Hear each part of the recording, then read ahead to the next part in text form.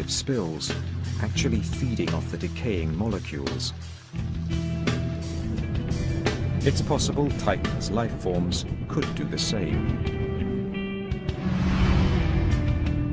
To find life on Titan, we may have to dive into its methane lakes, where we might find chemical-loving bacteria. We may even find microbes resistant to radiation, not unlike those here on Earth at Chernobyl, living on its rock-hard ice sheets. Organisms that eat methane might give off heat, melting the ice, possibly creating another fountain for life. There's no doubt, life on Titan would be a strange brew. But we have yet to visit the most bizarre world where scientists believe life could exist. And it's much closer to home. Our safari of the world's most likely to harbor alien life has taken us far. We've visited frigid deserts, submerged oceans, and methane lakes. But the world we are about to visit may be the most extreme of all. For our final stop, we are turning back toward Earth, to Venus, our closest planetary neighbor in the solar system. If life can survive here, it seems it could exist almost everywhere. To reach the surface of Venus, we have to fly through a dense layer of yellow clouds, 64 kilometers deep, with a composition similar to battery acid. The atmosphere here is 90 times heavier than Earth's, too heavy for a human to tolerate. On the ground, there are extinct volcanoes and lava flows as far as the eye can see. They cover 85% of the planet's surface. It is hard to believe Venus once had vast oceans. You basically had a runaway greenhouse effect, where as it starts to get warmer, the oceans start to evaporate, and then that puts water vapor in the air. Well, water vapor is a potent greenhouse gas, so that's what leads to the runaway. The oceans basically boil off, and then the CO2 all ends up in the atmosphere, and so today you have this very hot, hyper greenhouse planet. With temperatures around 460 degrees Celsius, Venus is even hotter than Mercury, the planet closest to the Sun. Not a surface hospitable to life. Life as we know it cannot exist on the surface of Venus, because organic molecules would just be ripped to shreds by the hot gases.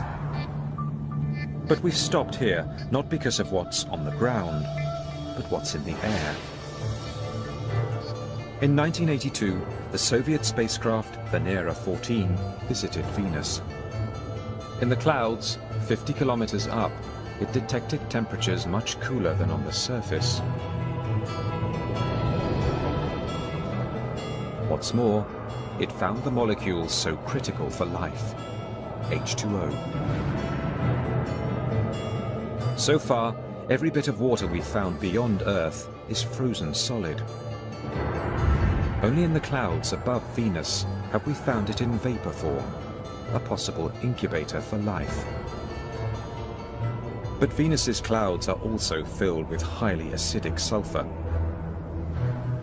Once, we thought nothing could live in sulfur. But scientists have analyzed some of the most acidic water on Earth, leaching from a California mine. Watch your head, sulfuric acid. In sulfuric acid strong enough to erode metal, eat through clothing, and dissolve human flesh, they found life. Acid-loving extremophiles. These organisms feed on sulfur compounds, like iron sulfide, eating the iron and emitting the highly acidic sulfur. Do extremophiles like these float above Venus? Astrobiologist David Grinspoon likes to think it's possible. Maybe in the clouds of Venus there are some sulfur-based organisms. Sulfur actually absorbs ultraviolet light in interesting ways, and I'm just imagining that there's maybe some kind of photochemical reaction going on where ultraviolet light is actually being used to convert chemicals into some higher energy state, which then is basically being eaten. What will these aliens be like if we do find them? They would have to tolerate high temperatures and enormous atmospheric pressure. They would also need to thrive in acid concentrations, deadly to most life forms. Perhaps they might resemble a hardier version of the acid-resistant extremophiles in California's mine. We keep finding that life lives in places that we used to think were inhospitable. So whenever we say, oh, it's impossible, you couldn't have life in the clouds of Venus, I think we have to be very careful because they might just reflect our own ignorance or our limitations on our own imagination, and maybe not real limitations on the ultimate creativity of nature, which seems to find solutions to these problems. As our safari returns to the cool, blue, lush and lively world of Earth, we can see why we so revere its life-sustaining gifts. But, as we are learning, even the most extreme environments can harbor living things.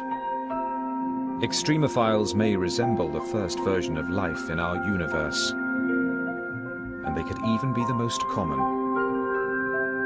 Could they have evolved further from these humble beginnings? Could intelligent life be out there as well?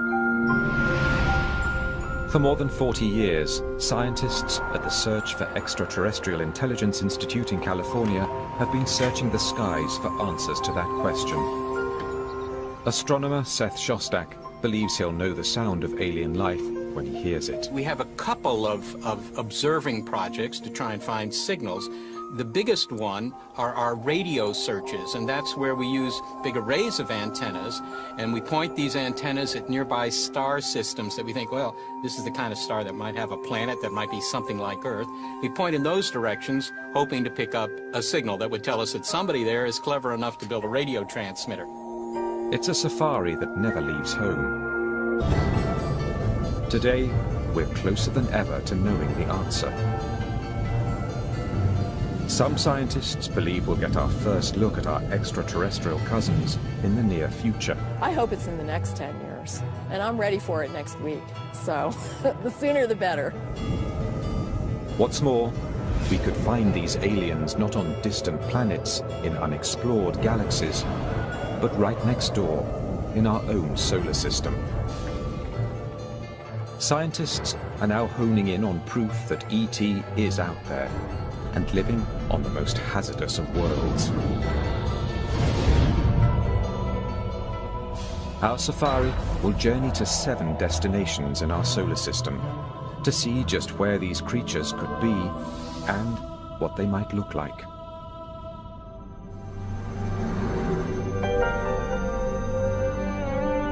These exotic lands are unimaginably harsh. Life as we think of it would perish in an instant. But alien life may be far tougher than we expect, as we're learning from a surprising group of living things right here on Earth. Until just a few decades ago, we were sure our planet was unique. It is the only one we've found so far that has nurtured the evolution of millions of species. Thanks to its abundant sunshine, warm water, and protective atmosphere. We logically concluded that life needed each of those things, a conclusion that ruled out all other known worlds in our solar system. But then, biologists began combing some of the Earth's darkest and coldest places. And to their surprise, they found living, breathing creatures. Biologists